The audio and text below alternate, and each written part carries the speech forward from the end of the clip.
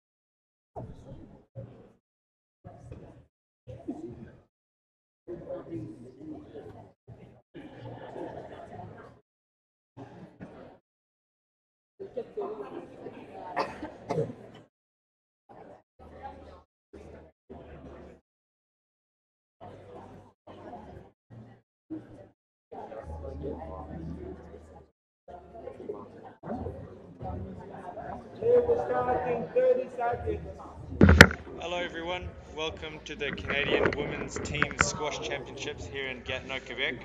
I'm joined here with former squash legend, actually, former squash PSA player, Heather Wallace. Hi Heather. Hey Dominic, how are you? Good, you? I'm good. Pleasure to be here. Nice, it's good to have you on. Excuse me. So today we have BC versus Ontario for the gold medal match. I keep saying Hollie. Heather and I were just discussing earlier the importance of this first match here, because right now this will be Molly Chadwick, who's number 1 in Canada in the under 17 girls, and versus Grace Thomas, who used to be a top junior player. She also represented Canada at the World Juniors in 2017, but now she's 5th in Canada, so still doing good. Now, Heather, you said you followed Molly's results. But, Yeah, I follow Molly obviously because she plays in Ontario a lot and is playing in the boys U17 categories and giving those guys a run for their money, which is great. Yes. You know, it shows how Yes. strong she is. Yes. But I think this is exciting for British Columbia because it's been, well, we looked at the past champions over the last 7 years and we don't see British Columbia in there. So this is a great chance for them. Yeah, and Ontario has won it 3 times in the last 7 years, right? So this they're well experienced in finals. Yeah. This year they have a majority of juniors in their team, right? With That's right. Iman and Molly. That makes up the 2 and 3 spots. So yeah, it's a young team overall, isn't it? Yeah. Well, good opportunity for them too, right? Get exposed to the better players in the PSA, of course. That's right. So here we are, first game. What do you find stands out of Molly's game that makes her so good in the juniors? Well, I like her compact swing, and she's not afraid to go in short, which is exciting to see. You know, I love it when players attack the loose balls. So, yeah. So she's quite capable of doing that. Yeah. I think hitting it much harder than most juniors would be a big factor. Yeah, I mean she's got a nice physique for squash. She's strong, so she can step in there and give it a good crack. Grace here is a little smaller, but it's looking quite smooth. I'm not too familiar with Grace, so it'll be fun to watch. I had mentioned earlier that Grace reminds me a lot of Runa Redda's game. Very casual, just floats around the court. The technique is just casual. Yet, it doesn't make that many mistakes, right? Often we see with the late casual techniques, a lot of balls hit outside the sweet spot. You've coached a lot of people over the years. You must tell them to keep their racket up early, right? Keep their racket up early. So and the head still, but if she's nice and smooth like Runa, if she's got good depth, and there's no reason why she can't do well. That was a great shot by Molly. Stretched out Grace there. Both these ladies now, I think it might be the second time for Grace, but no, I think it's her first time here. This court is, it's a foot smaller, right, which makes a little bit of a difference there. And the cross courts and getting that ball past, they'll have to send it, hit a lot more straight shots, right? Yeah. So, and if you can hit straight in this game, it's a huge asset. Yeah. Because you cut down the angles that your opponent can use. So, so it'll be interesting. Is it an advantage for Molly or an advantage for Grace? Because Molly's taller and Grace is a little smaller. So.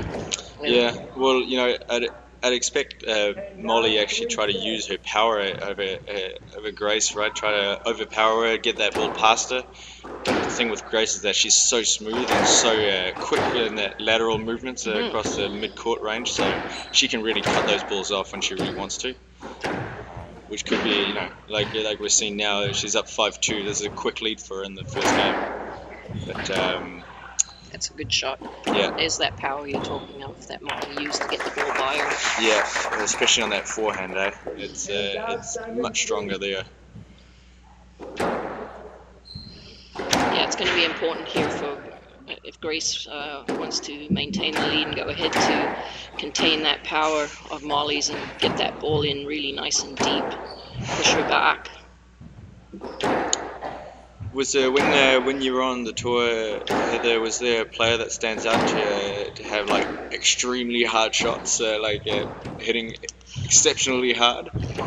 Well, when I first started playing, Martine Lemoynian, probably not many people will remember her, but she was from Guernsey, grew up with Lisa Opie. They had a purple patch there where this little island produced 2 great female players, got in the top 5 in the world. Well, Martine was, pretty much similar build to Molly, but she was a left-hander. and she could really crack that ball. And one of her best shots, she had a killer boast from really? anywhere in the court. She Wow. was so difficult to play because it was so tough to see it coming. But yeah, she really Interesting. had What would be the the pace. population of that island? It's only a small island. In fact, they held the World Championships in 1994 in Guernsey, and that's Did where they? I ruptured my Achilles. Oh, that must have hurt. Yeah, so So you have to hurry back to the hospital in yeah, Canada? Or they flew me back to Canada to get it operated on so that I would be able to compete in the Pan Am Games. Oh, So, wow. But I remember that well. How'd you end up doing in the Pan Ams with a busted Achilles? I did okay. I won, the gold individual and the gold team. That's it. Yeah, I'd say you did just okay. That's Yeah. Where was it? That was in Argentina, Okay. in Mar del Plata. So, Okay. and I think Gary Waite won the gold in the individual and Jonathan the silver. So it was a good year for Canada. A really good year for Canada. Yeah. And then of course the guys also won the team event. I think Canada at some point in the future will have another sprout of 5, 6 really world-class players come through. Well, of course you hope so, right? Yeah. I mean, that's the goal. Like right now, just look at the juniors and the under 13s. They just seem like I've never been so scared of a 13-year-old really. Yeah, like there's a lot of them that just see like there's so much potential, but you got to also compare them to the world stage, which there is also a lot of potential there, right? Especially as we see in the Egyptians. Yeah, it's getting so tough. But even the Malaysians are developing some good players. The English there's a bit of a resurgence there with their juniors. Yes. So France is always in there. So I can't count out the US now. Yeah, it's good for squash throughout the world, and really that's what it needs to be for the game to grow and hopefully one day get into the Olympics. So. Well, that's one thing, having the US, exploding a squash. It's such a good thing to have, it's the powerhouse like the US. If ever, the Olympics get to the east coast of the US, there could be a good chance for them selecting squash as a sport for them, right? Yeah, it's such a shame that it's not in the Olympics already, but that's out of our control. Yeah, it is, and we just kind of we have to keep trying. Yeah, that's right. We just have to keep trying. That's all you can do. Well, Wally's closed the gap here. It's, she's only down 1.89.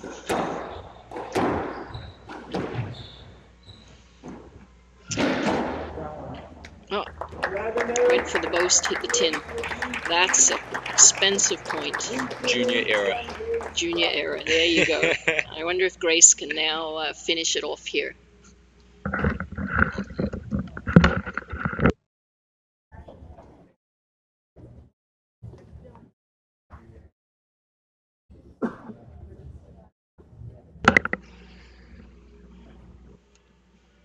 Oh, here we go. There it is. Grace takes the first one. This was a crucial one for BC. They're going to have to win this match to give themselves a good chance to try to win the gold. Right? They haven't won in the last previous 7 years. 7 I years. think we said so. Extra motivation for British Columbia here to really try and take it. I see. In 2014 here, Saskatchewan won it in their home turf in That's Regina. right. I was just talking to them about it. And, okay. So. Who was the team on that year? It was Nikki Todd. Oh, I can't remember the other two. They're not here, obviously, but they. But it had to be a strong team for Saskatchewan bringing out a crazy year that year, right? I think that the change now in this, isn't it, is that many of the PSA, the top PSA players are now representing their provinces. I'm not quite sure that was happening back then. Yes, that's true. So now it makes it a lot tougher for the smaller provinces, but you can't take it away from Saskatchewan. No. They've got the title in 2014. Yeah, it's on paper, so can't do anything about it now. It's what I love to see is actually, each province have, their elite player, right? Alberta with Danielle, and Ontario with of course they had Sam, Hollie, and like a Michaela, and a list of different like high class players, and Quebec also having their number of world class players. Still, Runa is still playing a little bit of Montreal, doing a second Masters at McGill now. Yeah, I keep teasing her about being a lifetime student, but she says this is the last one. So Runa, if you're watching, I hope it is. Okay, here we go now. Second game starting off. One love here for Grace, representing BC. I find Molly could still try to use a bit more of her power against Grace to try to push her to reach more backwards for that ball, right? Get her to reach for those balls instead of setting her up all the time. Like anything that goes in the middle will just be dangerous for Molly. Yeah. You can't give Grace anything. But full crowd I see, and that's going to mean the court's going to warm up pretty quickly. Like yesterday, it got really bouncy with a lot of people behind the court. Yeah, right now Grace is dominating in front of Molly, which is to her advantage, obviously, and she's pushing her around the court. So I think Molly really needs to get that ball deep to give herself a chance again. Went in short too early. Grace took advantage of it, put the ball away. You have a prediction for the outcome of the medal, Ontario or BC? Well, the good thing about it is I'm familiar, of course, with Hollie and Nicole, but the next two, it's difficult to say. Well, having Iman number 3, it could be a good one for Lindsay too. Yeah, that's right. It's all on the match, how they handle the pressure, of course, how focused and determined they are. So. Well, we were just talking yesterday with Steve Sue, a local player, about the difference of playing in a teams event compared to a singles event where you go there on your own, but now you're backed with a team. Sometimes it could be good pressure or bad pressure, having two people almost counting on you. That's right. Players react differently. Some people rise to the fact that it's the team that they're representing, and they seem to be calmer and play more focused because they're playing for the team, not just themselves. And then, of course, on the flip side, some other players then really feel the pressure that they don't want to let the team down, and it makes it tougher for them. Depends how much you can really deal with that pressure, right? The mental toughness behind it. Yeah. I mean, quite often you see in swimming in relays, the athletes put out their best times as part of a relay because they're there for the team, and it's interesting that a lot of them do their personal best times when they're a part of a relay team. So something similar here, where the player, because they're playing for their team, really buckle down, focus, and pull, compete above their normal level. Yeah, well, it seems to be that team backup can really push a player to go a bit further, right, or absolutely. play a bit better. Yep, there's a nice straight drop to finish it off. Such an effective shot. Especially on this court. Yeah.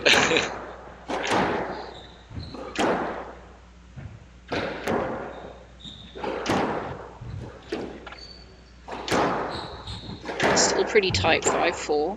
Grace serving. What you often see though is that players will stay tied until halfway, 5-all. But that's where you see the better players start to break away in that second half of the game. Yep, they can push through and finish the games. That's kind of something that juniors have to learn. Speaking of a junior player.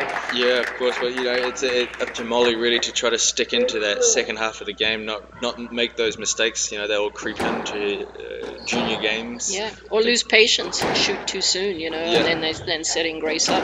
Yeah, but again, I think Molly's hitting a few too many cross courts here, which is playing into Grace's strokes perfectly. She finished a straight drop, then straight volley short. Oh. That went in. That was a great burst, man.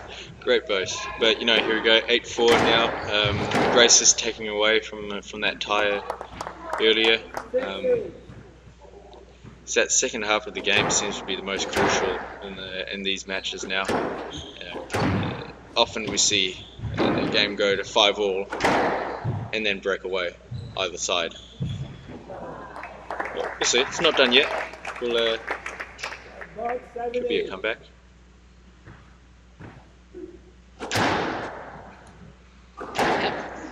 Good shot there. Up to 6-8 now.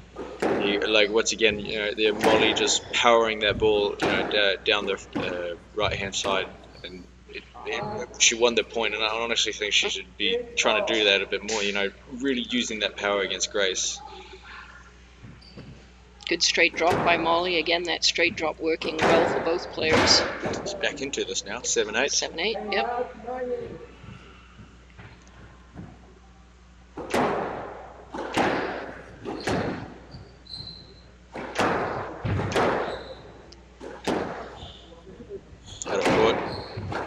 You know, that lob would have been pretty good lob on another court, on a wide court, yeah. 8-all now. This is huge. This game is huge for both players. Yeah. So it's who can hang in there and finish well.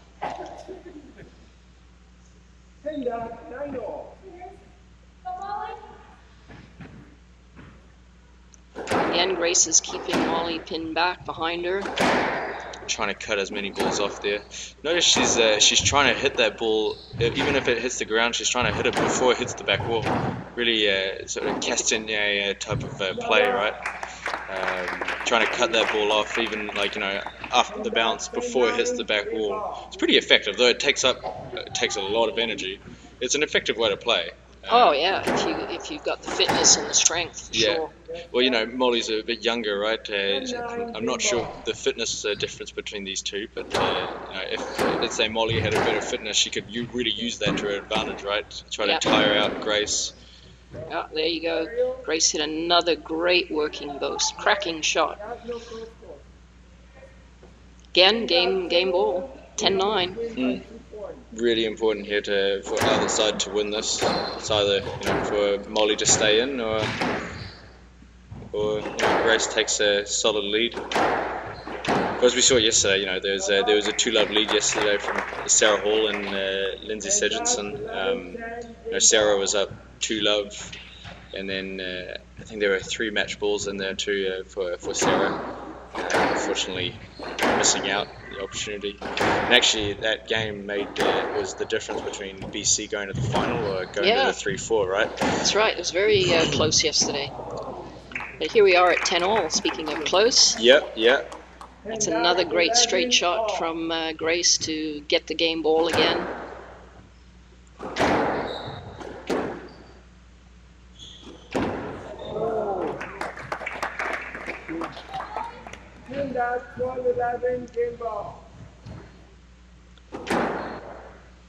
Oh, well done.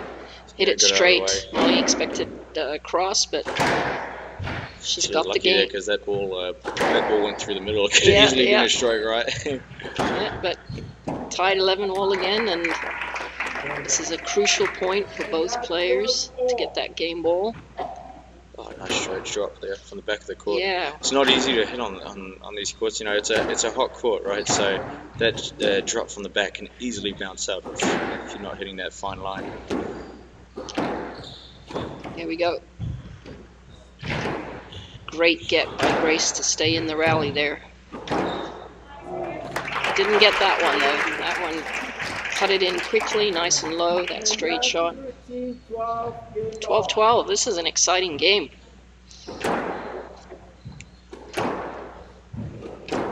This is when the player has to keep their nerve, isn't it? When it's trading back and forth now. Yeah, and knowing when to go for the attacking shot, right? Yeah. Often, you know, a little bit of lack of experience, they'll go for that attacking shot too early, and you know, get nerved up and hit the tin, or just clip the top of the tin. Yeah.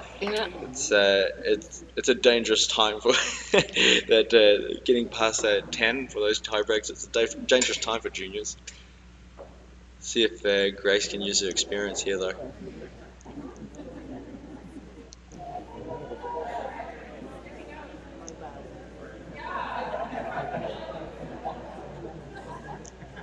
Yep, that's Yeah, it. there She you did go. make it. It was tough to tell from here, but she won it with that trickle boast, take a 2-love lead. There you go, 14-12, not bad. Grace taking up 2-love, in a great position to, to bring Team BC up 1-love in this roundup.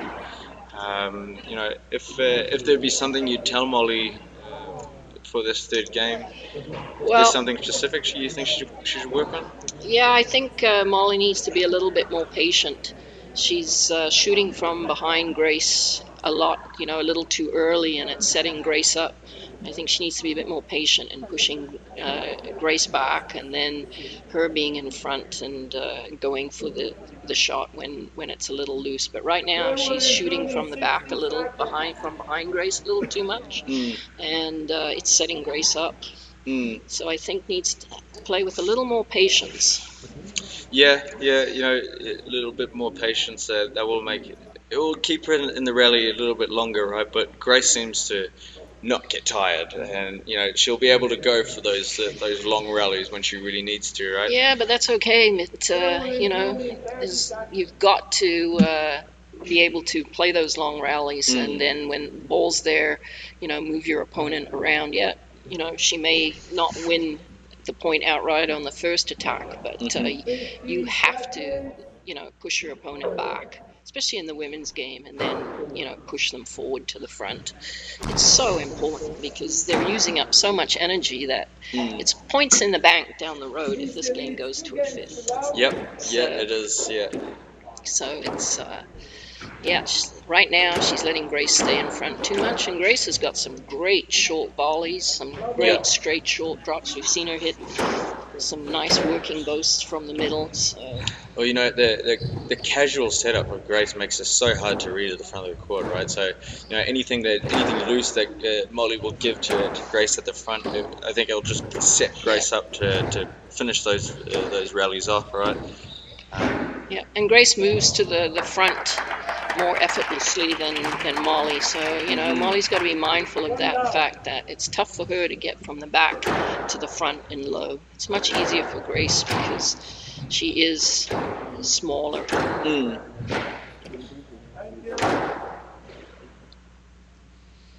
So right now, again, you see Grace has got Molly all over the court. Really working at trying to volley everything, right? Yeah. Jumping up in the air, trying to catch that volley. And you can see Molly working hard here compared to Grace. Yeah. So she has to try and contain that.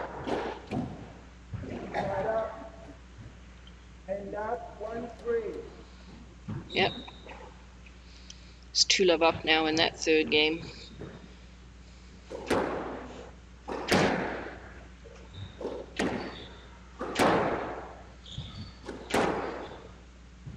That's a nice shot there.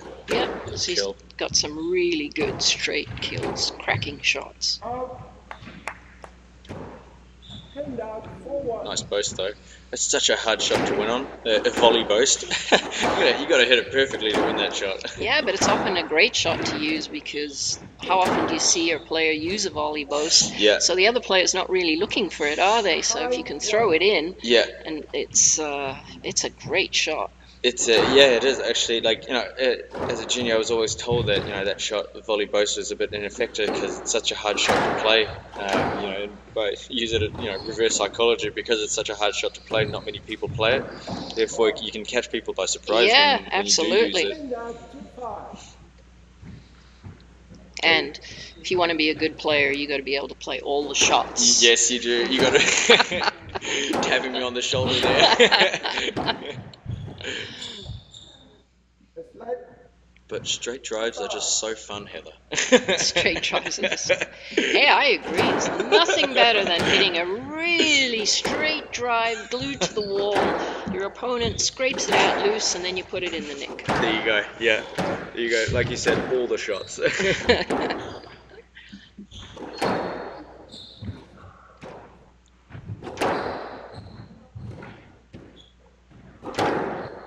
there, you think? Yeah, there you go. Gave her a stroke. Yeah.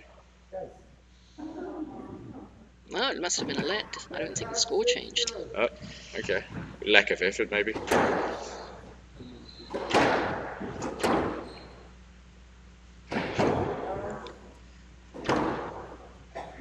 7-2.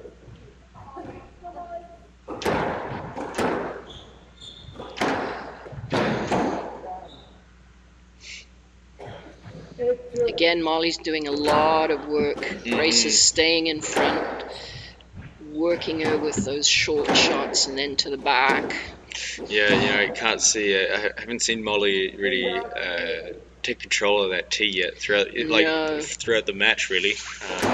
Even though that last game was 14-12, I think it was more Grace making more errors in that game than actually Molly stepping up on that ball. Yeah. She needs to almost, take a step forward on that tee, That's right. That's right.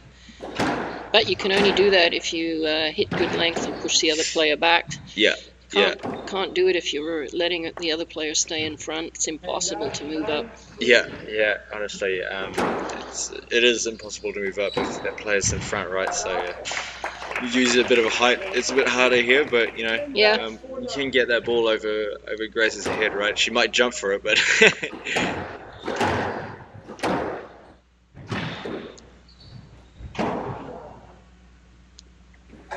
it's in trouble now.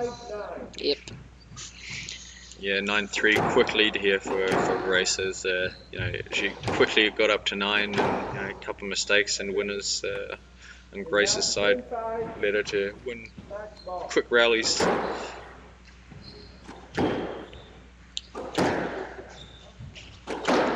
This will be tough for Molly to come back from here now.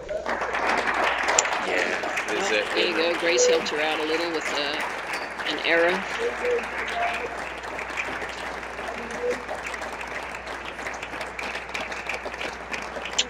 Nice drop. Yeah, there's that straight shot again. Anything you give Grace in the middle, she's most likely going to win the rally on, right? So it's just Molly setting her up there. Oh, and there you go. There it is. Match over. Another shot in the middle gave Grace the win. Now BC goes up 1-love, which is a great position to be in, especially in a best of 3 roundup, right? Yeah, and the good thing now with Grace winning this match, that's motivation for the next 2, because to really push for a win. So it's that good cushion that BC needs to win the next matches. But BC's up for a really tough one now. They're going to be playing. It's Nicole Bunyan, world number 65. Playing Hollie Naughton, world number 29. So Nicole has a really hard one in front of her to try to get a win or a solid match, and so something good will have to happen there. But you never know, right? Team championships can change the dynamic of the game, right? So it might go into Nicole's favour, might go into Hollie's. We'll just have to see. But for that, we'll be back when the match is on. See you in a bit.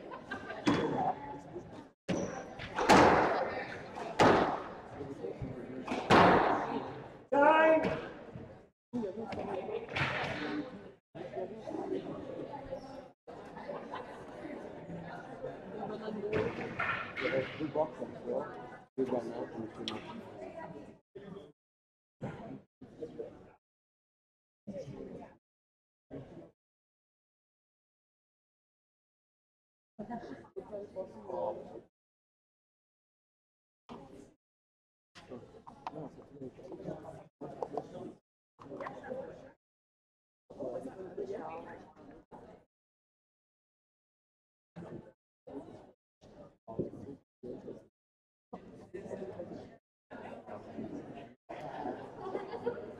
will start in 30 seconds.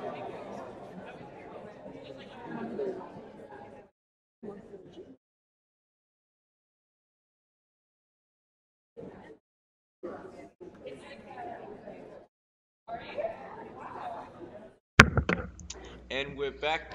Hi everyone. This is the gold medal match between British Columbia and Ontario. We have here Nicole Bunyan from BC, who's ranked 65th in the world, versus Hollie Naughton from Ontario, who's at 29 in the world right now.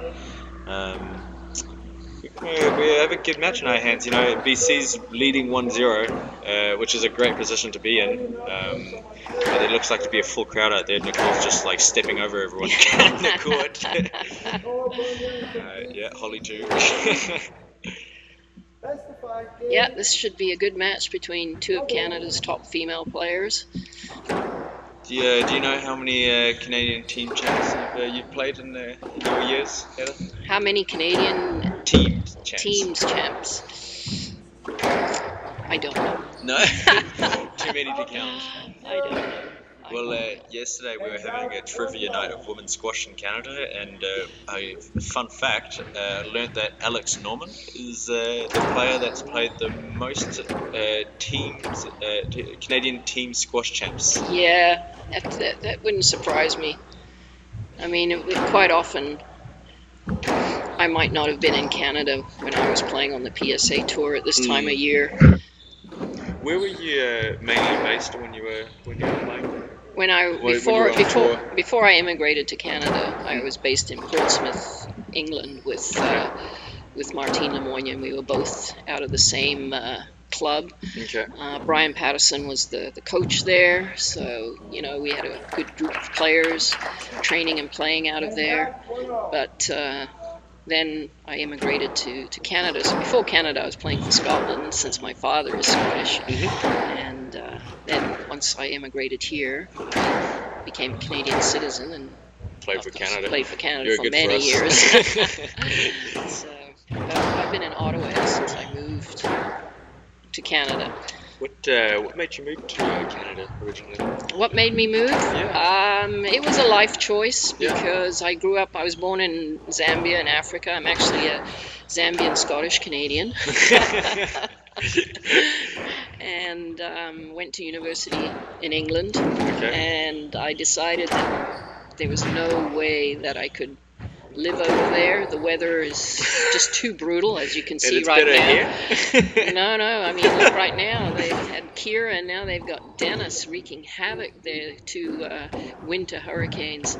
And you know what? It's the open space and the sunshine that in Canada, even though, it's freezing cold in the winter, I'm indoors in the winter, so that's okay. And luckily, squash is an indoor sport, eh? Yeah, and the great thing about here is you're always guaranteed a great summer, so you can get out. That is true. You know, and that's the big difference. Yeah, people don't know how lucky they are to live in this country. It's a great country.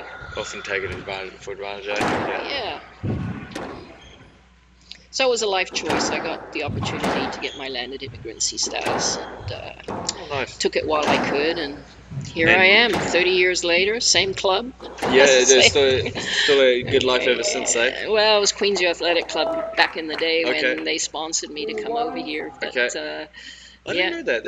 Before, I'm guessing it was bought out by Good Life? Correct. Okay.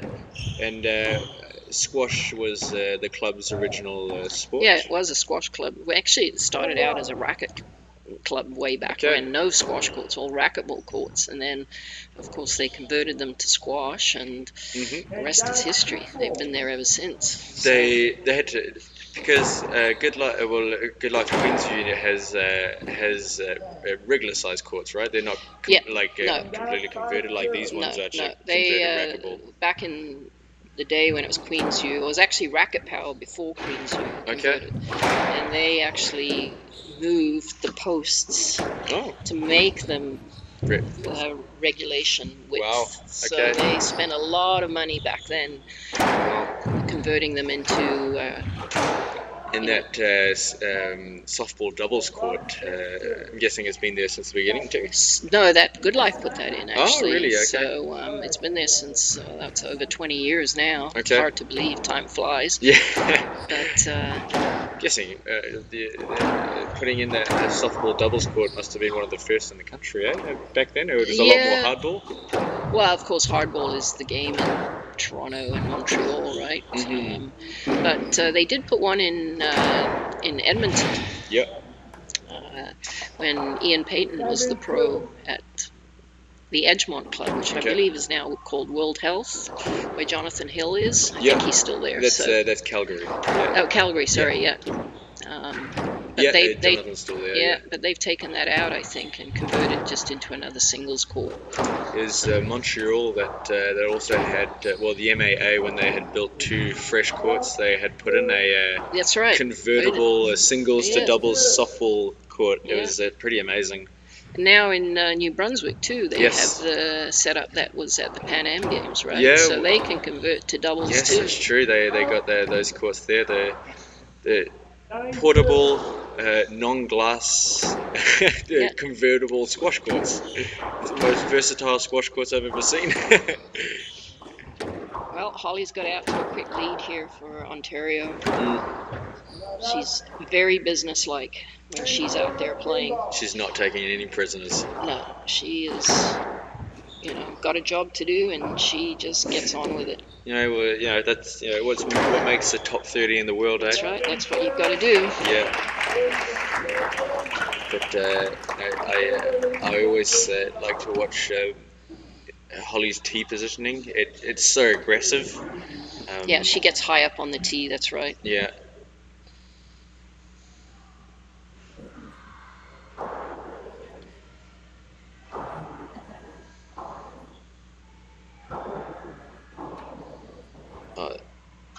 That's a good shot there from Hollie. Just low cross court, really hard.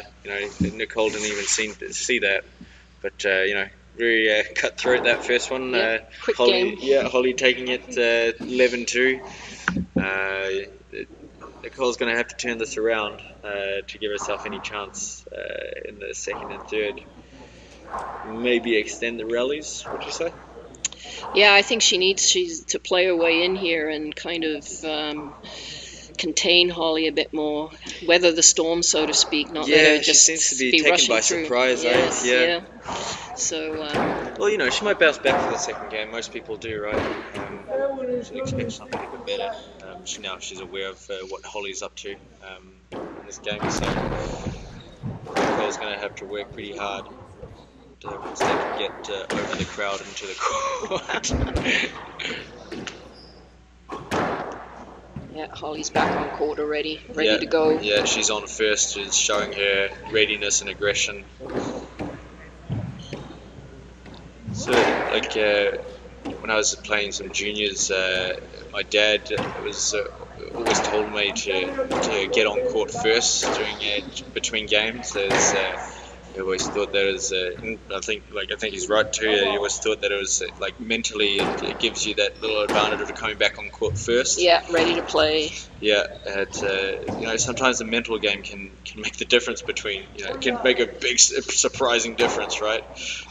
That's why I love squash so much, more for the mind part of the sport than the physical. I love that mental aspect. Yeah. So, you can dive in so deep into the mental side of squash. Yeah, there's so many aspects to it. It's massive in this sport. It can get so complex, just like the choice of, if you go down 9-2 or something, do you let the game go, or do you try to give yourself another chance to finish the game off on a good note or something? Is always thinking about those things. Yep. It's a great sport for the mind. All right, here we go.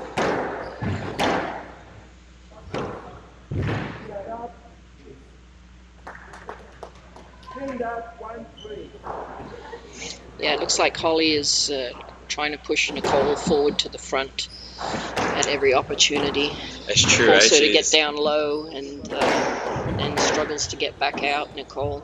She's quite tall, isn't she? Yeah, Hollie seems to be trying to work that 1-2 sequence, you know, trying to bring Nicole to the front and then pound it to the back. Because she goes to the front pretty early in that rally, right? You'd often say to players to wait for the right chance, but the last couple of rallies, Hollie just went straight forward and then pounded it to the back, and it worked for the last 3 rallies, right?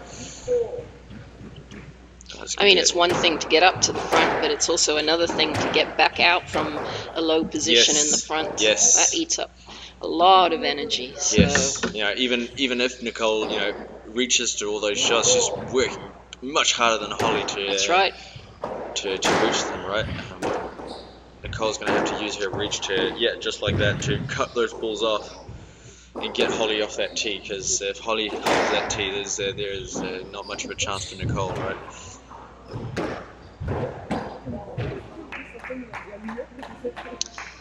And that's important for Nicole, you know, to be a bit more, you know, patient and push Hollie back and get her behind her. Because I've seen Hollie get frustrated when she can't get in front and get up on that tee position she likes, and then, you know, starts making a few errors, and that really is her comfort zone on that tee. Yeah, and you see she just fights for it, right? She does everything she can do to get that volley. Cutting it off even when, you know, hitting off the side wall, you know, some uncomfortable positions sometimes.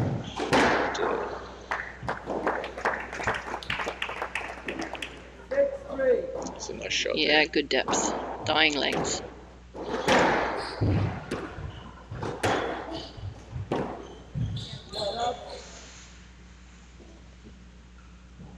I don't think those reverse boasts will have any effect on Hollie.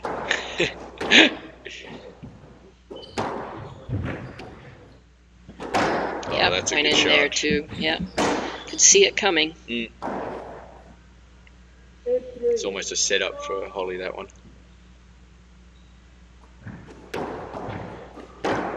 Again, that's forced another her good short. shot. Yeah. There you go.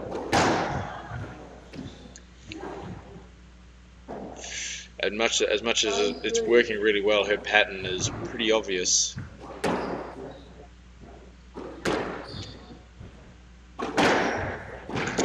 That's a good shot too. Oh, a bit hard to see. I was thinking that was good. To 8-3 now. Quick lead again for Hollie. She's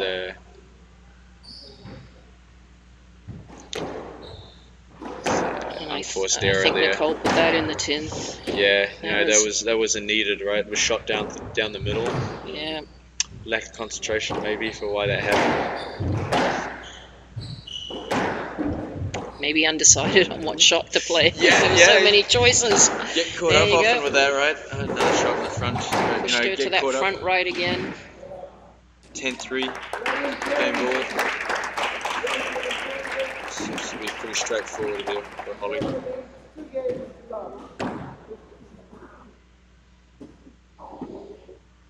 Just pushing her forward to the front right. Yeah, front backhand mainly, Yeah, eh? yeah. Oh, front forehand, sorry, for Nicole.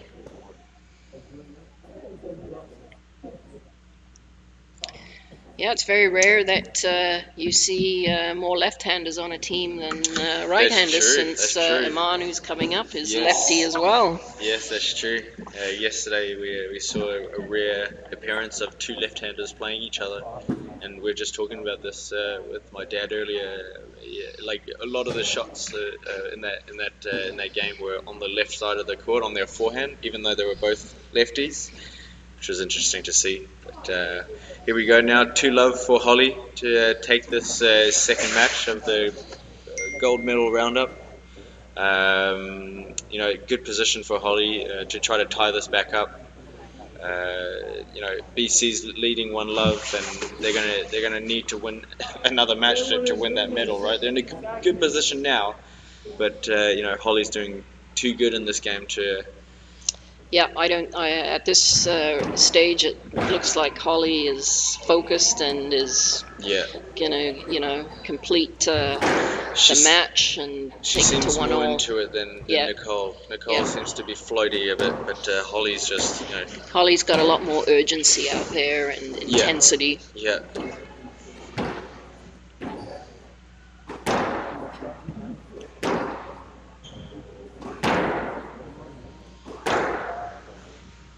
Back on court again, Hollie, ready to go.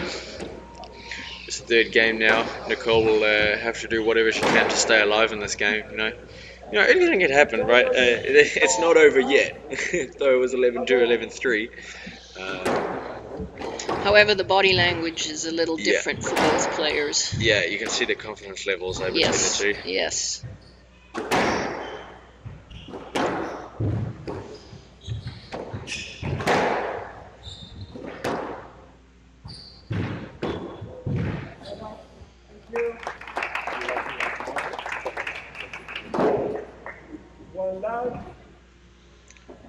Okay, Hollie's off to the start now.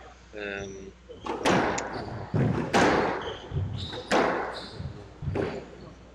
want to see Nicole at least stick in there with her for the first 5 points, not let her get that early lead, right? Because that's what set up Hollie with that confidence too, right? There you go. That front backhand, front right side for Hollie's been really good so far. She won actually most of her points there. Here she goes again to the front right.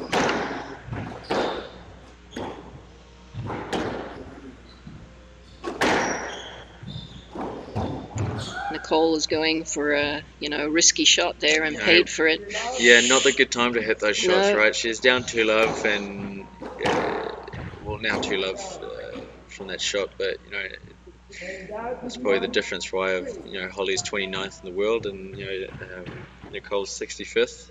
It's the decisions that they take at the right times. And of course, the higher you go up in the world rankings, the more focused you have to be and intense. So,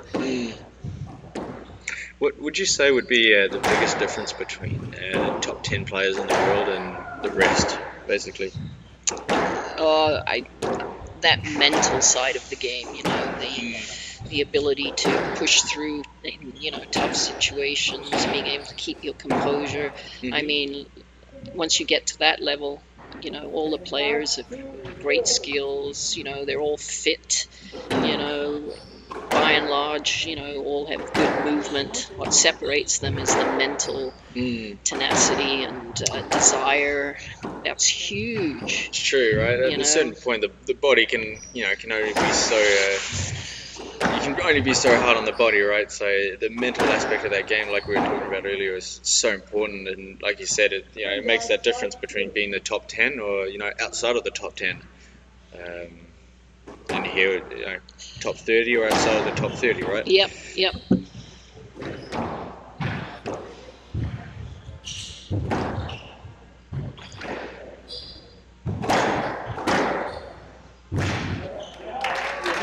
This might be one of the longest rallies of the match here. There you go. Just to And say then that. she Unforced error there from put it- Nicole. So those are the kind of situations that the top players don't hit those 10s. They make that shot count because, it is sitting out nice and loose. It's should be, finished and not just put in the tin.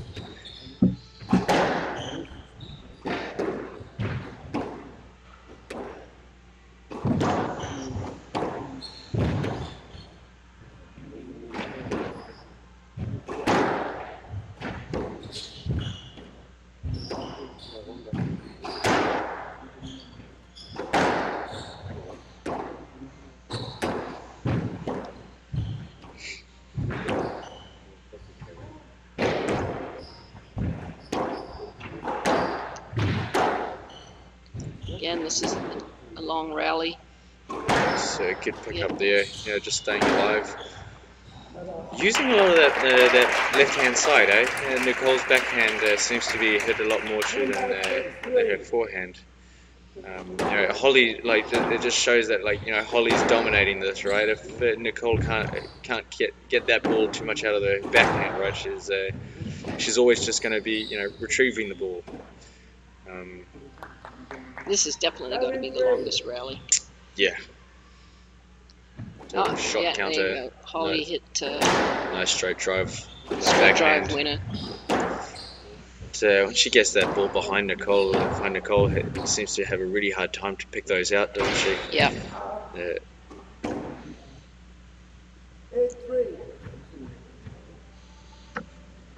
Oh, that's a good shot. That's a cracking shot. Right in the middle. Took her space, got behind the ball, opened up the court even more, and then finished it. What a shot!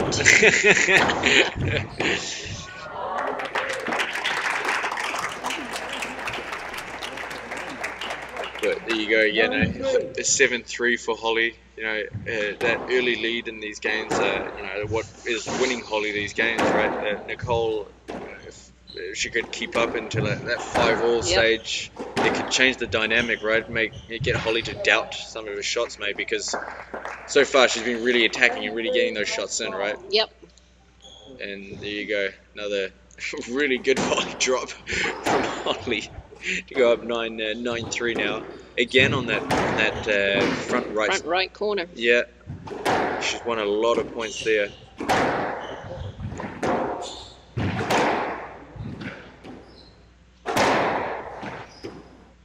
Yeah, that's match ball.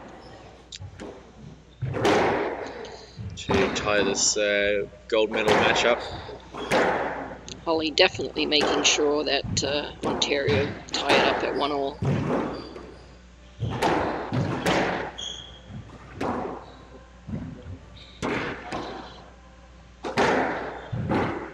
That's it. Nope. Oh, trouble though. Good get by Nicole. Nice straight drive. That's it, going to be coming up.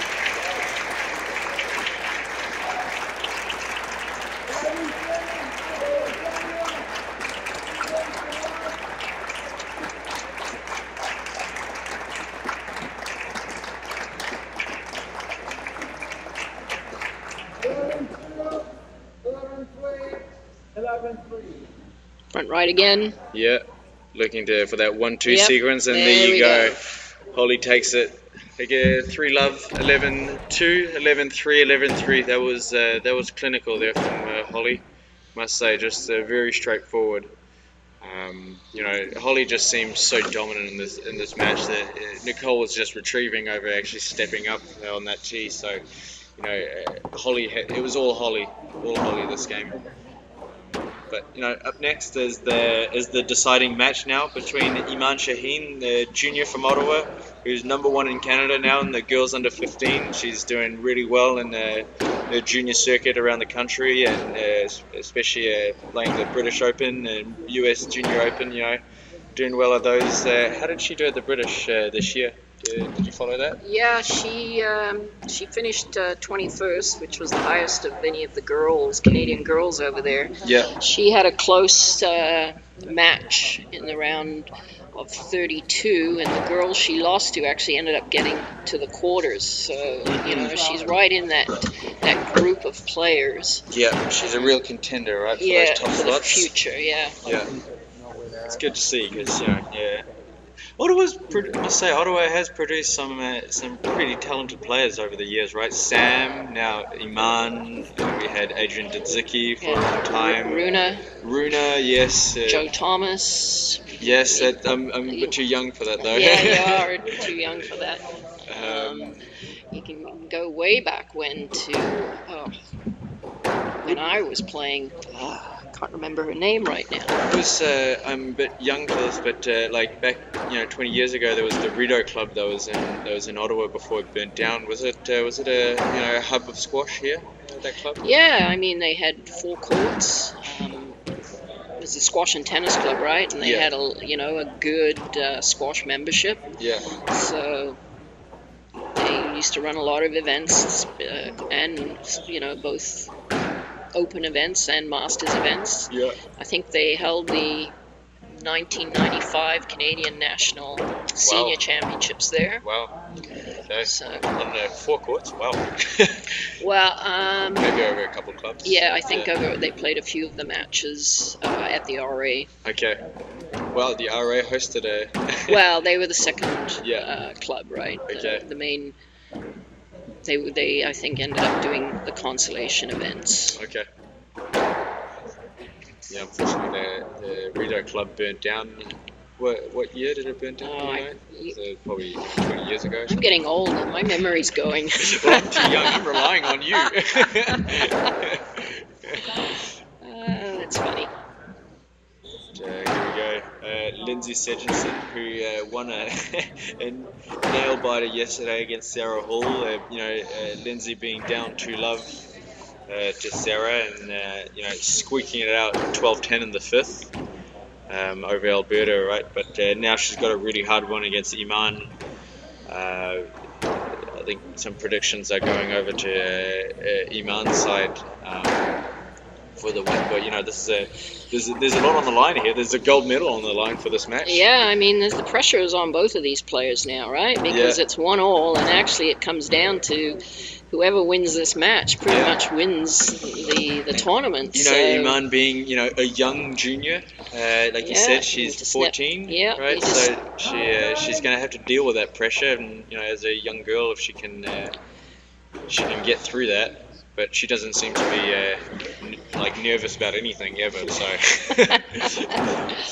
I wonder.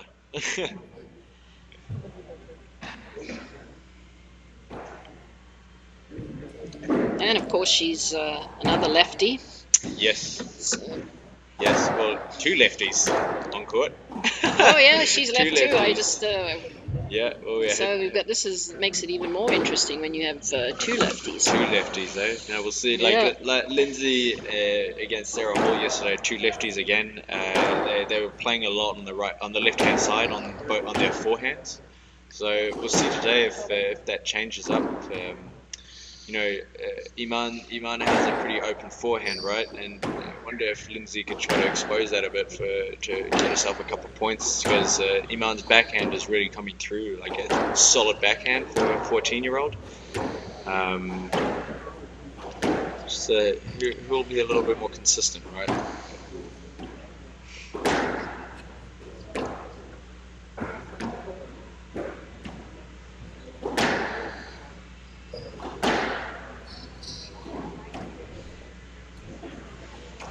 Yeah, it's going to be interesting to see who can take the pressure of this situation. Yeah. Handle it in a better way.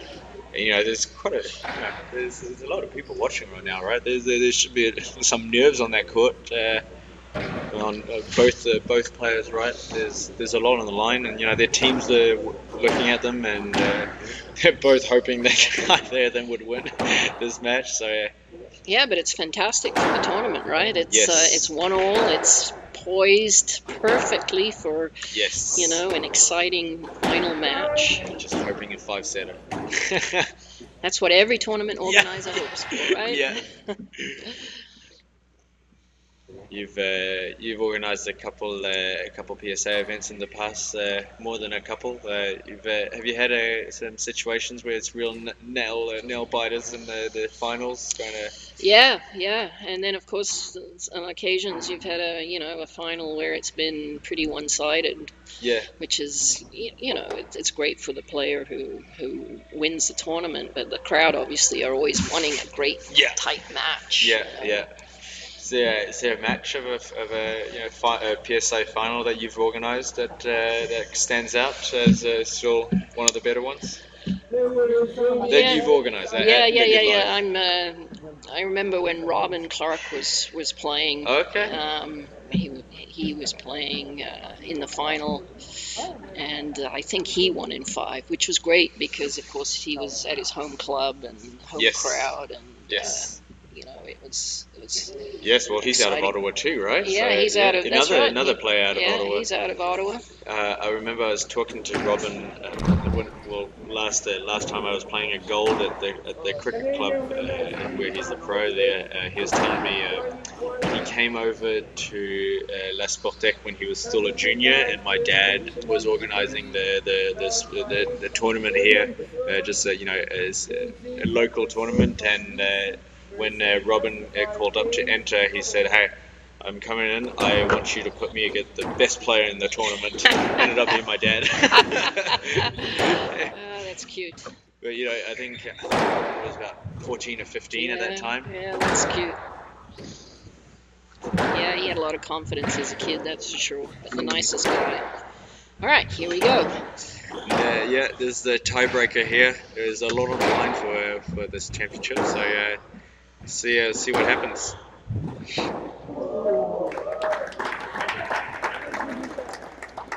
And that's one love.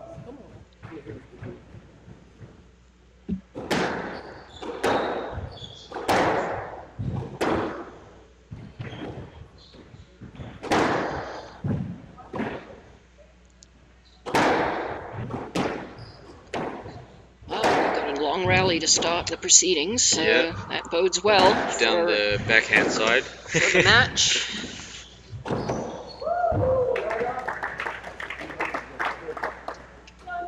To love.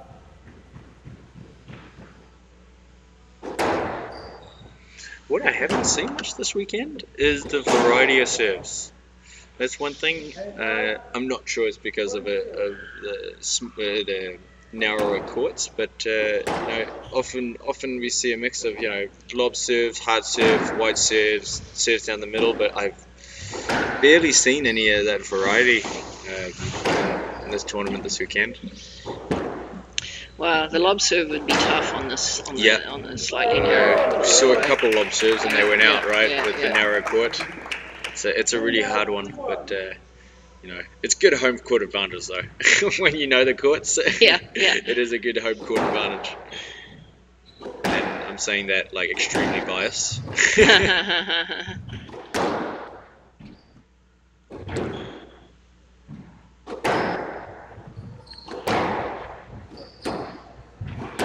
Oh, rolled it out of the neck. It's a nice shot there. Yes.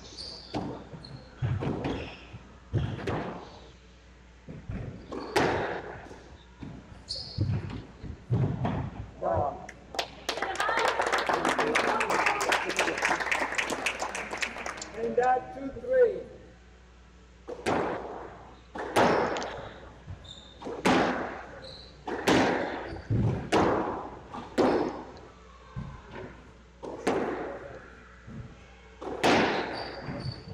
It's a long rally again. These girls are starting out with some good rallies.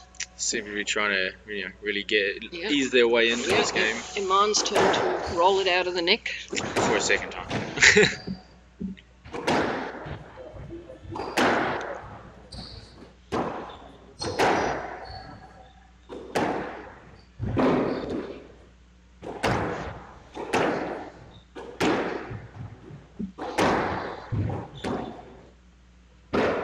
Just a let there. I think she was hoping for a stroke there. I think so.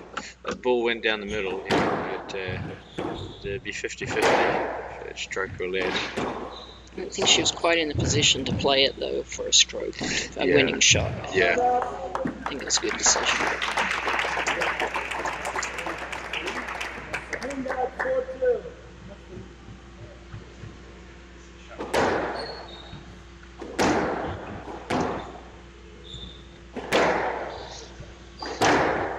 Yeah, trading shots down this backhand side.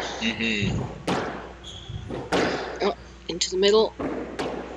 It's back in. It's trouble. Oh, there you go, double bounce. Good finish. Yeah, it was a good build of that rally from Lindsay. Like, you know, she took her time down the backhand side, and then she got that opening by sending it to the forehand. And from there, you know, Iman had a bit of trouble trying to catch up from that forehand shot, right? Yeah, Lindsay opened up the court for herself and finished it.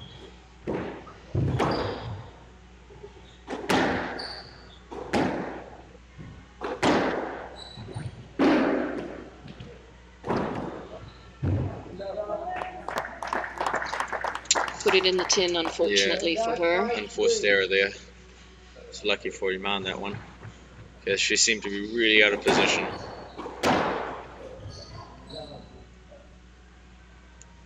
And out 4-5.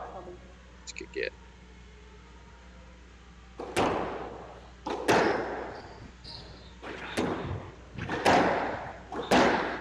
Yeah, good Nice work on shot. post. Yeah.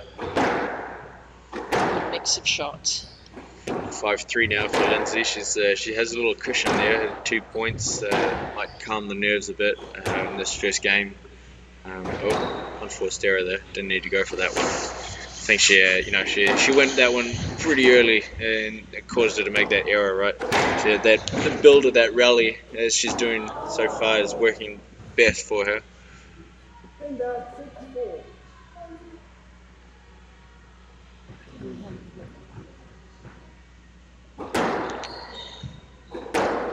It's cagey, isn't it? They're playing a lot of length, not shooting too soon. I don't think I've heard that expression. Cagey. Cagey, yes, being very cagey. Nobody's wanting to risk it, and I think Iman there went for it, and she put it in the tin. Yeah. And out 6-4 now for Lindsay. Another little good cushion for her. This first game is so important for that confidence into the second day. This first game is huge for these girls with what's at stake in the tournament now. And it's not only them, it's the whole team, right? Yeah. But they're going to feel most of the responsibility now, because whoever wins the match wins the tournament, so to speak. So. Yes. And you can tell, they've both created openings and both put it in the tin, so that's, a bit nervy. That bomb, 5-6.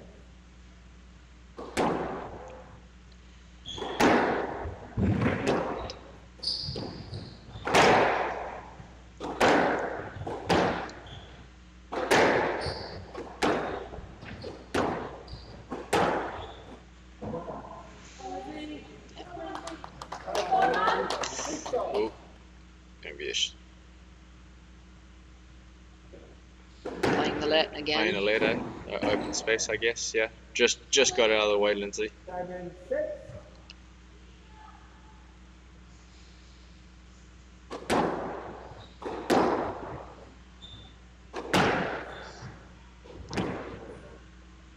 Oh, put it in the tin. Yeah. Nervy shot again. There's lack of preparation that one. It just seemed like a reaction, really, than putting that commitment into the shot. Hitting that ball over the head. Another mistake. Yeah, that's a good word, commitment. Got to be committed when you're playing every shot. Yeah, especially if you go for those volley drops, right? It's so easy to hit that ball into the tin. Yeah. If you don't commit, if you half commit, don't bend your knees. That's the first thing, right? Yeah. There we go. Nice shot. So Iman is taking it away now. She's. Well, it's pretty tight, 8-6. They're both a little nervous out there, so it's unpredictable. I'm not sure whether they're, going to finish the shot or hit the tin. There we go. She's back in at 7-8, Lindsay.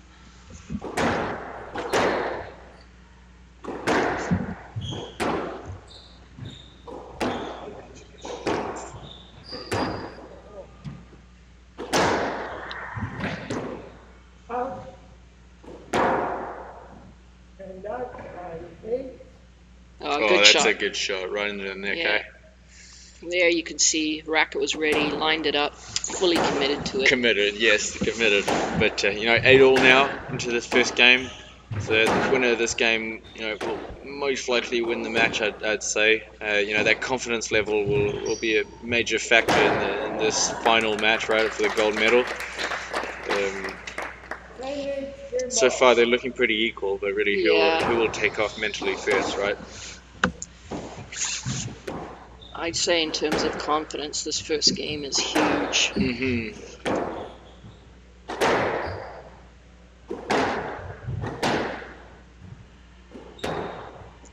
Again, it's looking a little cagey. Just staying safe. Well, There we go. I think that's 10-8 game ball for Iman. Good position for you.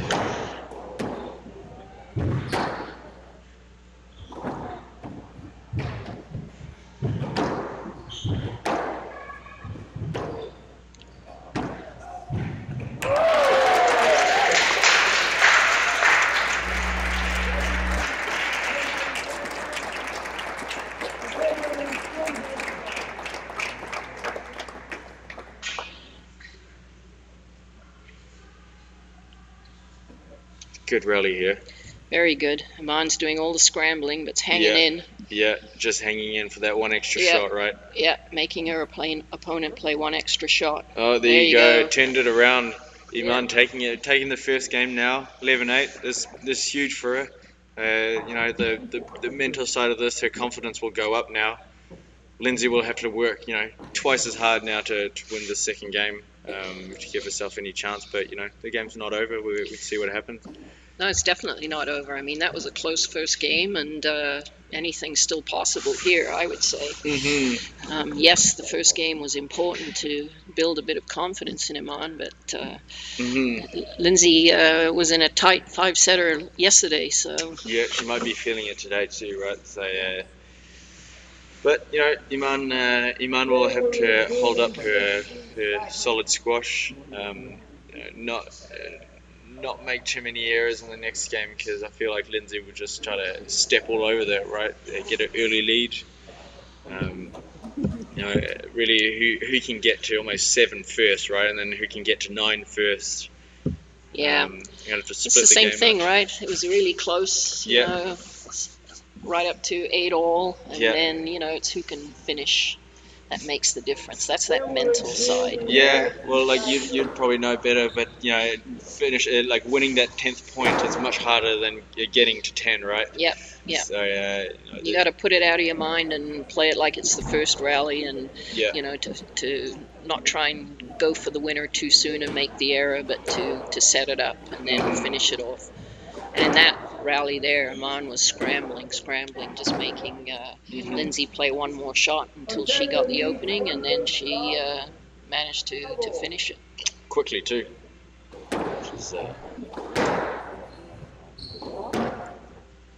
Here we go now, second game underway. If Lindsay wins this one, she can give herself a really good chance to win this match. But you know, for Iman to go up 2 love, it's not going to be a good position for BC, right? Everything's on the line now. So here we go.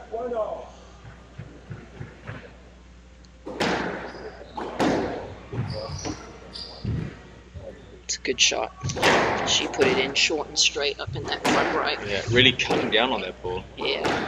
Finding her backhand, Iman's backhand now, it's a lot more choppy, right? She can really chop down on those balls when she really wants to. Yeah, I mean, I think she's doing a lot of work on shortening up her swing. Mm-hmm.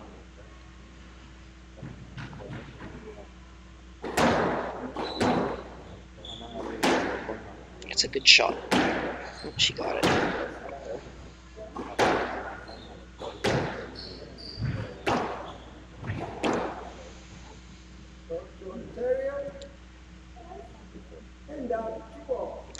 I don't think that's... That can't be a let. That ball went way past. Yeah. Good decision.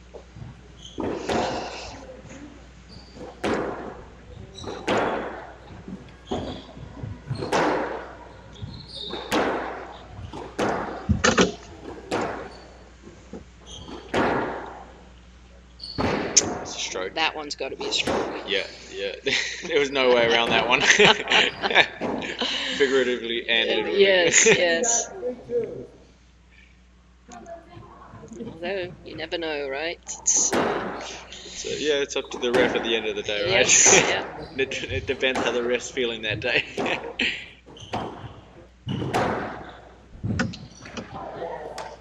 Again, lots of exchanges down this right wall on their backhands. Iman must have put it out. Clipped the ball out of court. Again, it's tight. Yeah, 2-3. We're 3-2 now for Lindsay. Just a quick little lead. She'll have to hold it. Yeah, good depth. Yeah, that was a good shot there.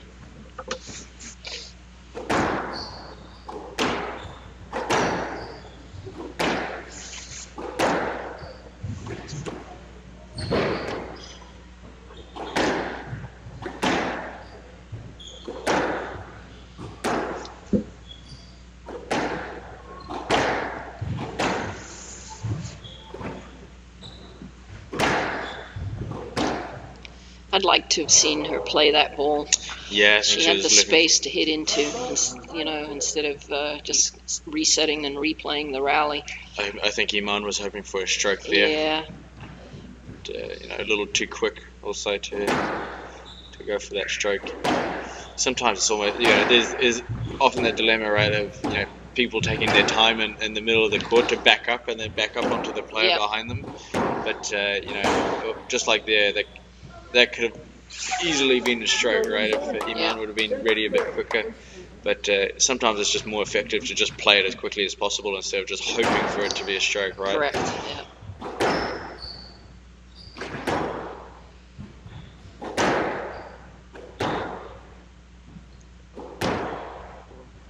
Well, Grace has built up a little lead here. Yeah, 5-2 now. Which is good for British Columbia.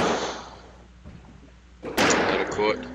6-2, so, you know, Lindsay seems to be off to a good start now. She's going to have to hold this lead because, you know, Iman can quickly rack up some points. Just having to avoid that mistake, right? This is a crucial point for both players. There's a big difference between, you know, 7-2 and 6-3. Yeah. I think mentally too, right? There's a, like. There it is. Iman got the points now. 3-6. You know, mentally, you're that much closer. Yeah.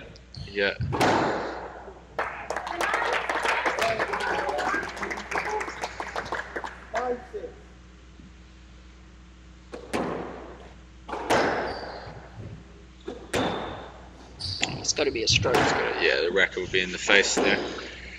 There you go, 4-6. Okay, Iman's closing the gap here now.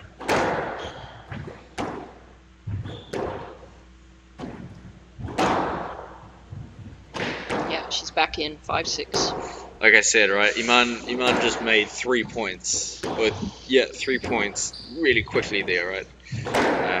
It's what Lindsay should not have let happen, right? It's a couple of mistakes and a stroke in there too. Yeah. A little lack of concentration, right? Maybe having that lead made it a little overconfident or lay off a bit.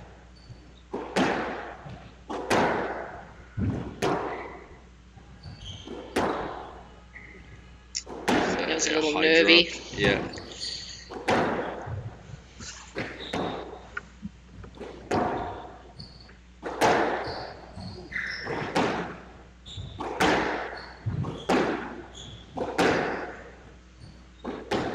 Rally. Yeah.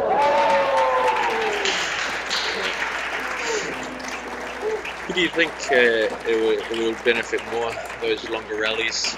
Like Iman's youth or Lindsay's a little bit more experience?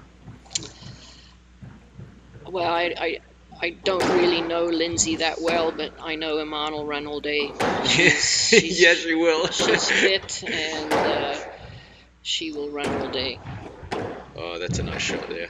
No, I think she must have hit it in the tin, judging by her body language there. It's right. A little more difficult for us to see it. Through the screen. No, she made it. It did go, yes. Yeah. It's interesting body language for a nice winner. Yeah, well, you know, she just lost a solid lead, like a 4-point lead, right? She's still recovering mentally, trying to get back on top. She almost, you know, needs to throw the ball outside the court between rallies to break up the rhythm or something. Have you ever done that before? Throw it out the court purposefully to break up the rhythm? I've say that I have, actually. Oh, no, okay. I never remember that. I used to use my shoe as a way to try to, you know, you get a lead and then there's 3-4 points in a row that you lost, so you just, I'll just tie my shoes, and then, my other shoe's a little bit loose. The other one was a bit too tight now, so, you know. I don't think I ever did that. You're too good, Heather. I didn't need to. It just never occurred to me to do something like that, you know?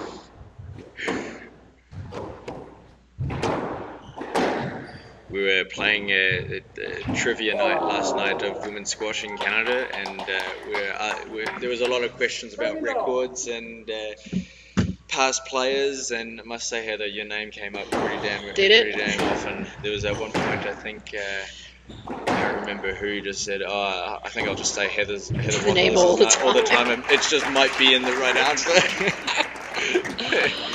Oh, well, I did play for quite a long time, so How many Canadian titles do you have? I hit 11. Hit 11, eh? Yeah, 11 in a row. Wow. 11 in a row. Yeah. 11 in a row. That says something. Wow. Who would be your main competition back then on the world stage? It's kind of interesting. Before I came to Canada, it was, Susan Devoy, Lisa Opie, Martine Lemoynian, and then Alison Cummings, and then the young ones coming through were, Michelle Martin and Sarah Fitzgerald. And then I moved to Canada, and I didn't play for 3 years. And then I went back onto the tour, and then it was Michelle and Sarah. Carol Owens from New Zealand as well. New Zealand were quite strong back then in the women's squash. Yeah, well, there's still 10-7 now for Iman. That was a quick few points for her. Yeah, I think that's 5 points in a row now for Iman, because there was 7-5 and back up to 10 quickly. And there she is. Iman takes the second game to go up 2-love. There's a great position for Ontario. They just need one more game, and you can see the body language between the two. There's a difference there. And Iman when she got back and tied it, and then you could see her confidence growing, because she started to open up a little bit more and hit a few more shots to put Lindsay under pressure. It'd be interesting to see what Lindsay could do, right, to turn this game around. She's done it before, obviously. Yesterday she was down 2-love, right? She was exactly in this position. Yeah, exactly. And I think the scoring was about the same. I think it was like 11-6, 11-7, and now it's 11-8, 11-7, right? So, the games are different, of course, but you can't count Lindsay out. She's done it before. That's right. Here's Richard. The Rick LaFleur. Doing the on-court duties between games. Yes, it's been good. It's good to have maintenance on the court between games. Sometimes the sweat patches could get a little slippery on the court. You just put the shoe on, a droplet, and the shoe goes. And you'd have to tie your shoelaces a couple of times. Yes, and you have to take your time between rallies to tie them.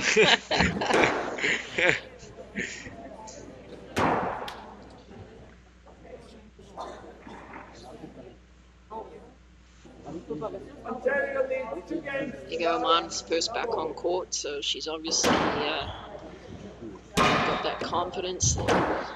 She's ready to go. Yeah, back on court first, eh? As you say, that makes a big difference, I think. Yeah. I'm not sure how effective it actually was, but mentally, if you sometimes if you believe something, right, it gives you a boost no matter what, right? So and it shows that you're probably doing the right things. The coach doesn't have too much to say to you, so and you're back on quickly. Yeah. And then the other player is a little nervy. Stroke there.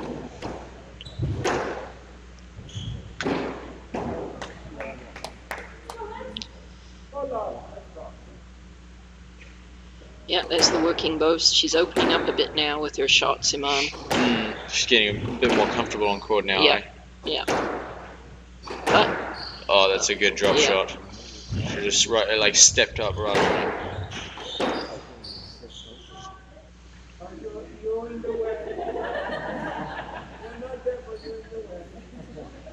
Up to 4-love. There's nothing better than coming out to a quick lead.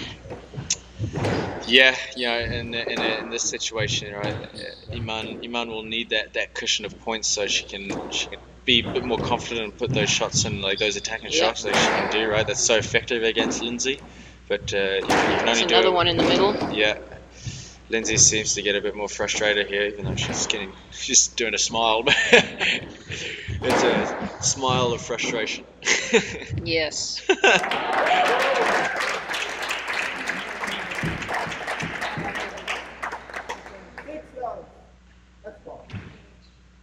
There's the short ball in.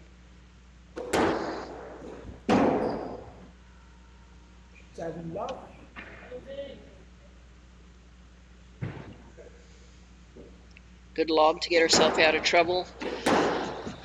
Iman's dominating this rally, but Lindsay's hanging in. There you go. Oh, there's the drop to finish it. Yeah, Lindsay seemed to have, she almost gave up on that rally there, just stayed back a little, and Iman, all she had to do was send it to the front, right? Now she's shooting. Yeah.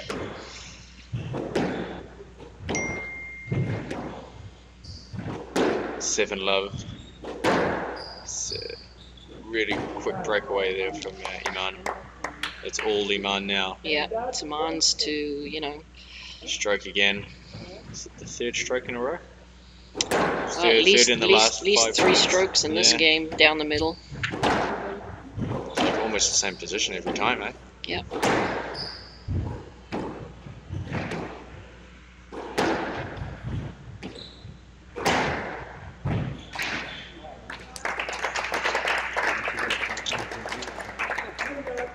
First error. Yeah, first error there from Iman. Let her in. Yeah.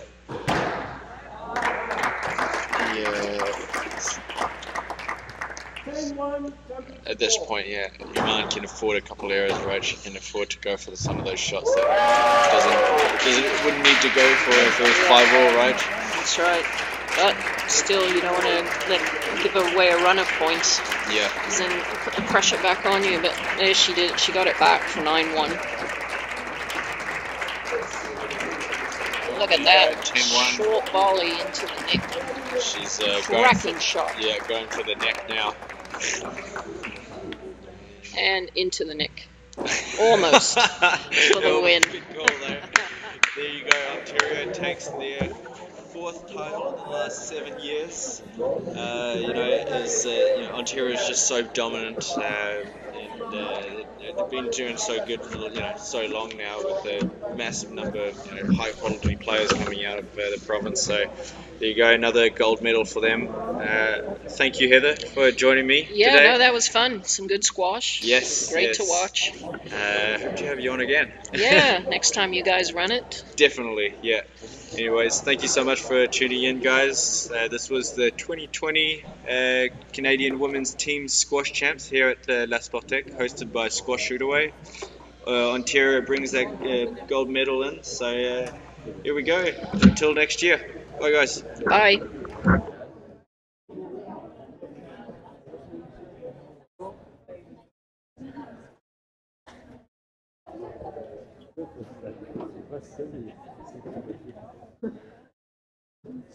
Charles, il a fait passer l'hiver passé. Oui, il passe tantôt. Non, mais tantôt, là, je suis dans le match. Je sais pas si c'est arrivé pour aller passer là-bas. Je m'en fous. C'est-à-dire. Tu sais où ça va aller?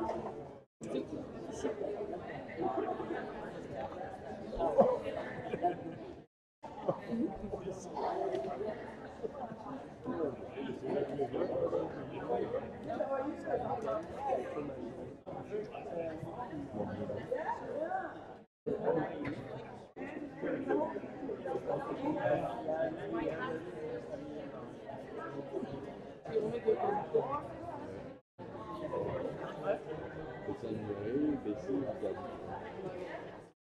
Pareil. Et à combien un match? J'ai choisi les goals en match. Tu as choisi? Mathieu. Quoi? Mathieu SM. Et SCT? Dans le sens. STFST. Ben, moi, j'ai T'as pris leur équipe? Ouais.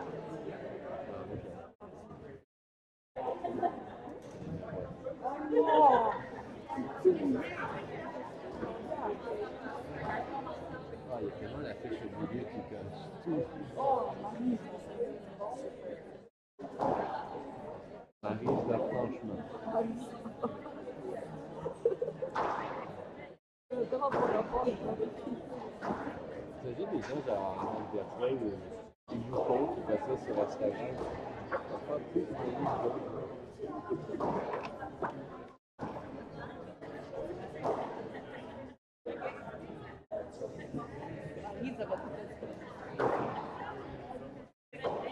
une des plus accessibles et engagées. J'ai quand même un stade.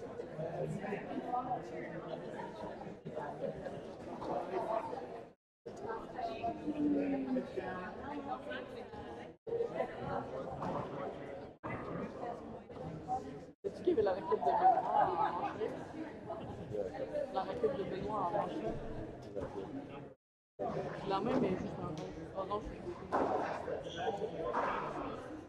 La meilleure offre, c'est 110 $.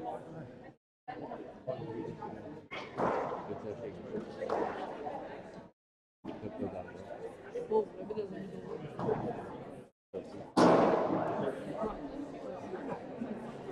C'est un riche bidonville.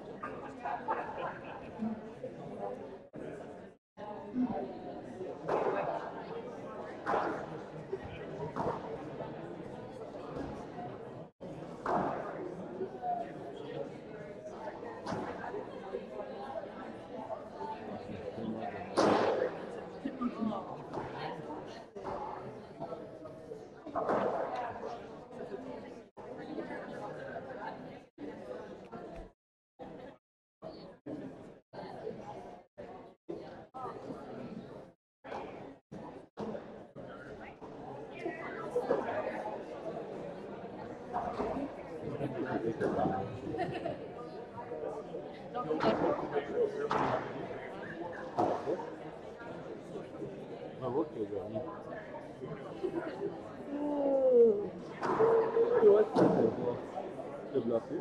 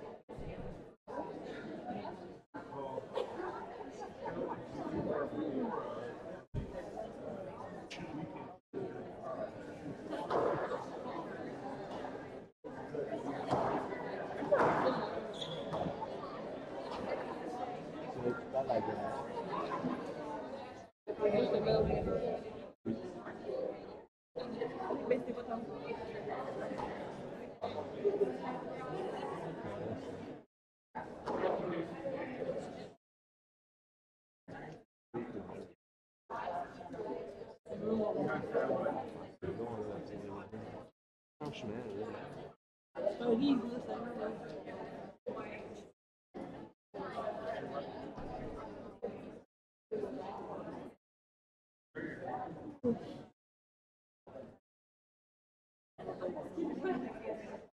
tu vois le NBA All-Star. Donc, je voudrais remercier Iman d'être présent ici aujourd'hui pour la finale. Champions Peninsula reached the European final. We had a great match between BC and Ontario. Down to the end of it, so that was a great match. Je voulais inviter tous les bénévoles qui nous ont aidés dans le tournoi à venir sur le terrain. Donc là, je vois Charles, Romain, Benoît, tout le monde, tous les bénévoles qui sont dans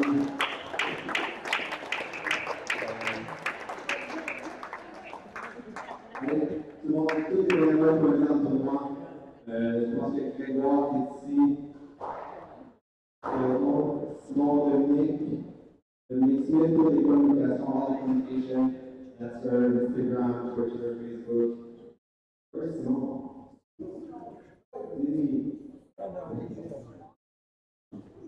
The brand. Where's Sean? Is there Sean? Sean? Okay. So I just want to thank all the volunteers for your great work. I mean, events like this, it's not possible without the volunteers. They give up a lot of time for this event, and I just want to thank all of them for it.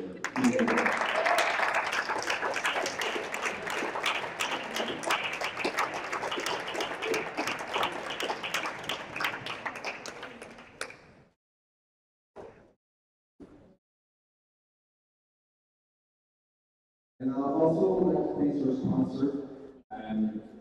They really squash Ferroé. Ils commencent squash Ferroé, donc tous ceux qui nous ont aidés à avoir cet événement. So starting with the Squash Connect, building against know that they're always supporting the event. Government of Canada, Government of Quebec, the Gouvernement du Québec, the Ottawa District Squash Association, Secureship, that are a big sponsor for us this year to grow the squash in Gatineau. Black Knight, Cedar Electric, and then Squash Canada Partners, Squash Design, and Dana Sport, and also our next Mary's Global. Unfortunately, that she can't be here today with us, but she's have her picture.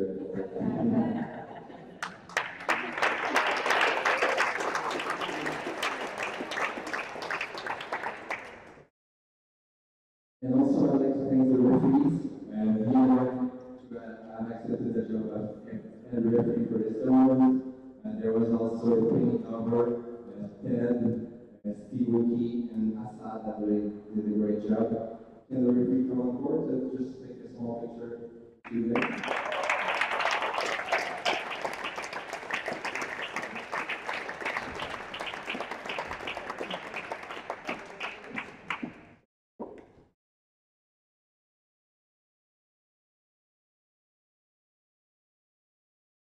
So for those of you who doesn't know, we did a little quiz night yesterday, and Penny was a member of the team that did the best result at the Canadian Women's World Team Championship in 1979. They finished fourth, and even her, she didn't get the question right.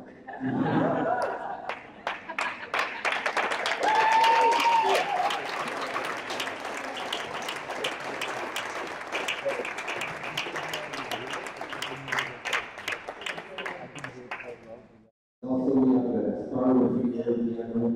If you watch the Championnat Canadien, so you need to recognize the face in the stands.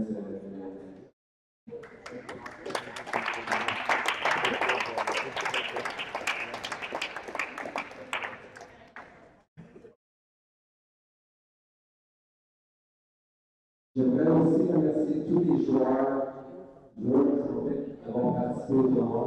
I'd like to thank all the players who participated in the tournament. It was great receiving you in Gatineau and at Sportec. We hope that we're going to see you maybe in a couple of years when we're going to host the event again. We hope to speak the event again. So j'aimerais vraiment vous remercier d'avoir été présent. Vous avez vraiment fait partie de l'événement jusqu'à la fin. Et donc, un applaudissement pour tous les joueurs.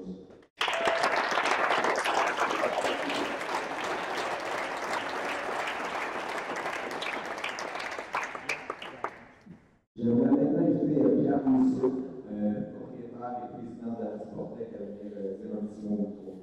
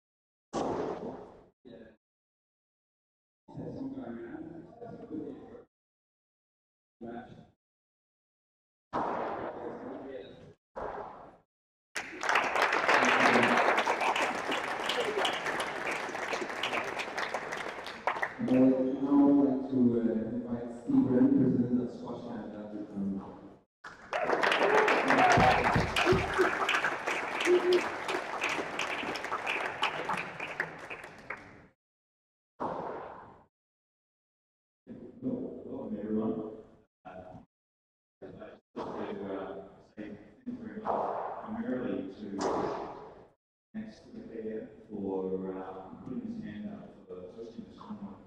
6 months ago, Dan and I really put all the applications for his dance country. It's quite a job to figure out where they're going to go, but this tournament had no host. And we have been on some safety rules with clubs around. Max stepped up again to run this up to the second time for the Ladies Championship.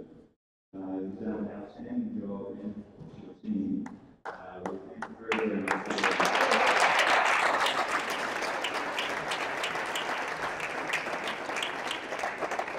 Congratulations to all the players who have made the commitment to get that number as well from all across the country. We love seeing accommodation that's getting played. Teams events are really some interesting things can happen. But it'll be great. You had a great spirit amongst the team as well for the time that you're off the court. And this year we'll have events like this. So we'd love to see you back here again. Keep putting your hands up, please.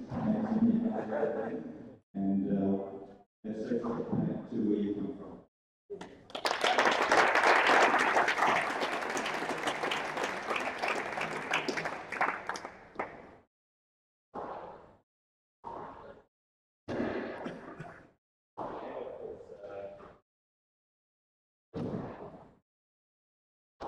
Know what this is.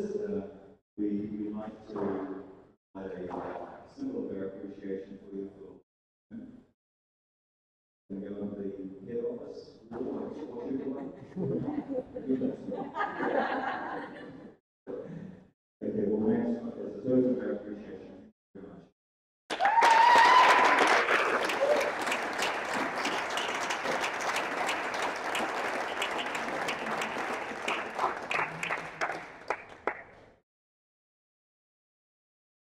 Now the medal presentation. So I would like to invite Team Alberta, Sarah Hall, Jenna Louis, Daniel Etono.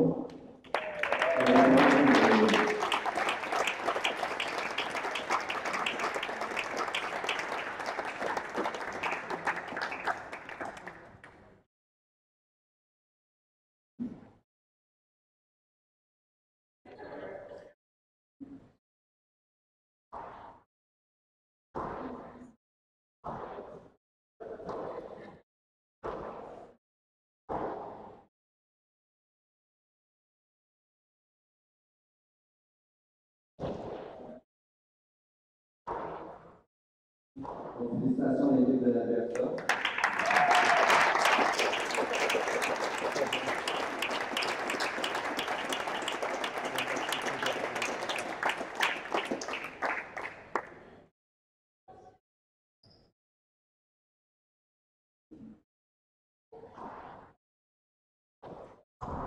And now the silver medal winners, Team British Columbia, l'équipe de Comlombie-Britannique, Lindsay Stevenson, Grace Thomas, and Nicole Bunyan.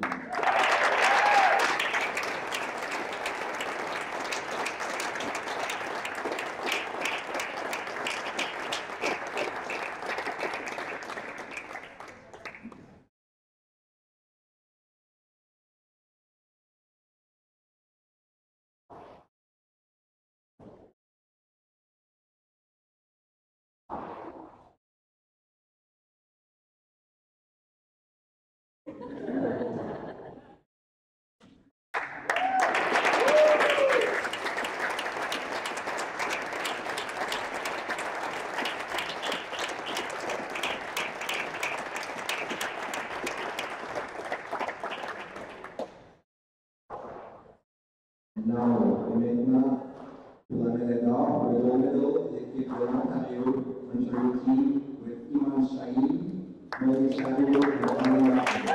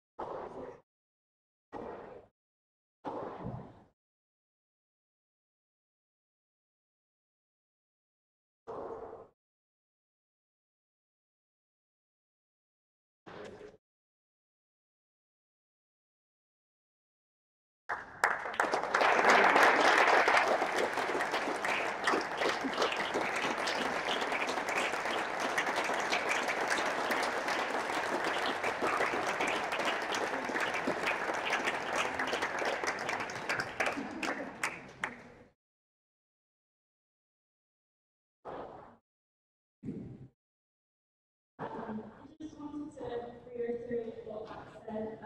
Thank you to all the sponsors who sponsored the event. Obviously, it was extremely last minute, and we appreciate that we still managed to have one event in the squash. Thanks, Max, and the club for hosting the event. It ran so smoothly, and I think everyone enjoyed it.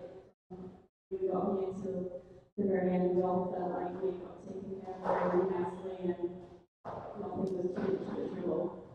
Thanks, Squash Canada, for hosting it, and I guess making us all play it as well. I never played team events until it was mandatory, and it is a fun weekend to see everyone that you don't usually get to see. Thanks for all the people coming out to watch. It was a great crowd, and never felt like it was playing to an empty place, which is always much more enjoyable. XPC, it was a great final. Everyone had on the edge of my seat for most of it. You guys were. Thanks to the rest, because we give you a hard time, but we do appreciate it.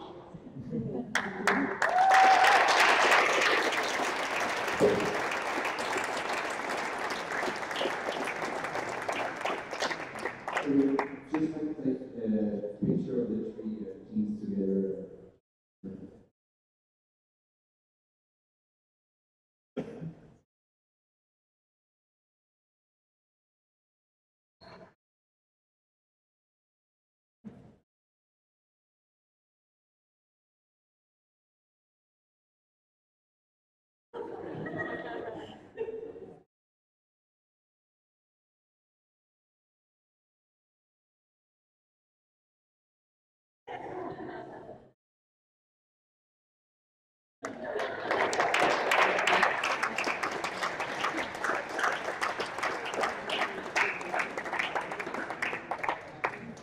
Donc, encore une fois, merci à tout le monde qui a été présent aujourd'hui pour la finale. Thanks so much to be present here for the final today. Je voulais aussi remercier l'ensemble des joueurs de l'équipe nationale, the players from the national team, to be playing this event so long and Nicole, and Bunyan. It was great to have you here with us now, and we really appreciate that you guys are coming from this event.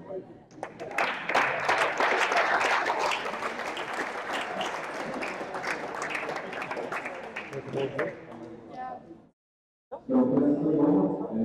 Next one, if you want to stay on so let's stay at lunch.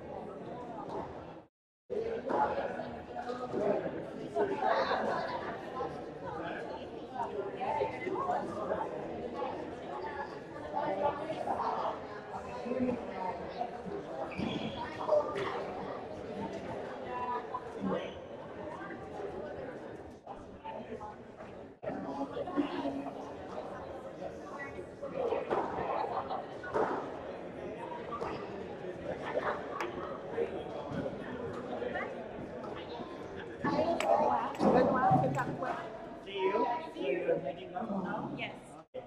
Yes, thank you. You too. Thank you so much for coming and your